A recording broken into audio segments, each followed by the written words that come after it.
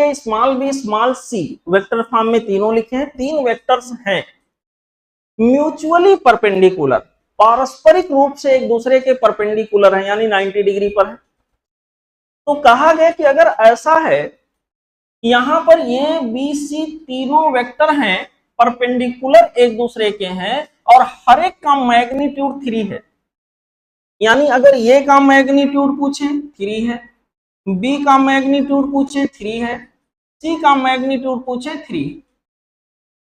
और खास बात यह है कि तीनों वेक्टर एक दूसरे के परपेंडिकुलर हैं। तो सवाल पूछा गया है कि सर आप ये बताइए कि यहां के अंदर vector A plus vector B plus vector C का जो मैग्नीट्यूड होगा वो कितना होगा। सीधे सीधे क्यों ना कहें कि रिजल्टेंट वेक्टर जो होगा इन तीनों का सम करने से जो हमें रिजल्टेंट वेक्टर मिलेगा उसका मैग्नीट्यूड क्या होगा, यही तो पूछा गया बच्चों।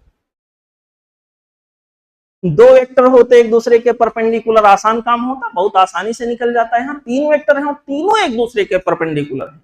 अगर मैं पूछूं ए और बी के बीच कितना एंगल, कहोगे 90 डिग्री, बी और सी के बीच 90 डिग्री, ए और सी के बीच।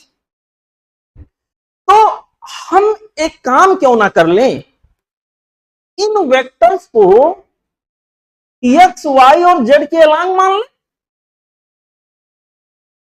दिमाग से सोचो, एक्स और वाई के बीच कितना एंगल होता है, वाई और जेड के बीच कितना होता है, जेड और एक्स के बीच कितना होता है। ये को अगर हम एक्स के अलांग मान लें, बी को वाई के अलांग मान लें और सी को जेड के अलांग मान लें, काम बन जाएगा कि नहीं। तीनों एक दूसरे के परपेंडिकुलर हैं।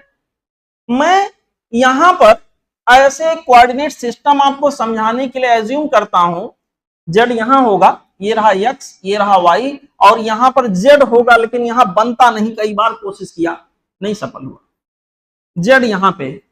मेरे प्यारे बच्चों, अच्छे बच्चों, सच्चे बच्चों, बहादुर बच्चों, होनहार बच्चों, सीखो समझो खूब आगे बढ़ो। यहां पर मैंने दिखा दिया वेक्टर ए, यहां पर मैंने दिखा दिया वेक्टर बी, यहां पर मैंने दिखा दिया वेक्टर सी।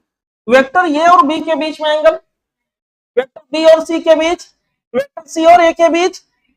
सवाल का तीनों एक दूसरे के परपेंडिकुलर है, सेटिस्फाई हो रहा है। यहां तीनों का मैग्नीट्यूड बराबर है।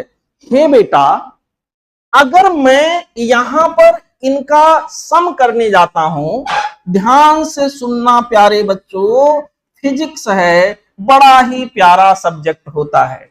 यहां पर ये प्लस बी प्लस ऑफ सी अगर हम करने जाएंगे, वेक्टर ए को अगर मैं ऐसे लिख दूं, वेक्टर ए का मैग्नीट्यूड इंटू आई कैप, क्या मैंने सही काम किया है? लिख सकते हैं कि नहीं? समझा चुके हैं बेटा।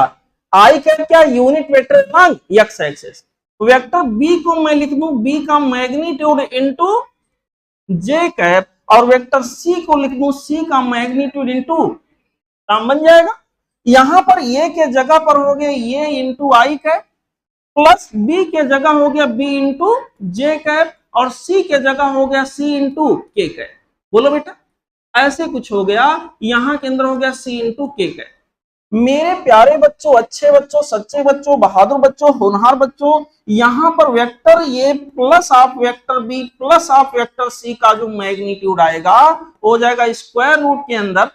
मैं नहीं बताऊंगा, नहीं बोलोगे तो क्या लिखूं, ए का आई के कोएफिशिएंट का स्क्वायर प्लस जे के कोएफिशिएंट का स्क्वायर प्लस के कोएफिशिएंट का, ये तीनों ही तीन तीन तीन है। तो यहां के अंदर फाइनल जो हमारा आंसर होगा, यहां नई जगह यहां लिख देता हूं, फाइनल आंसर ये होगा स्क्वायर रूट के अंदर 3 का स्क्वायर प्लस 3 का स्क्वायर प्लस 3 का स्क्वायर। कितनी बार आया? 3 बार। स्क्वायर रूट के अंदर 3 इंटू 3 का स्क्वायर, 3 बाहर कर ले, यही आंसर हो गया।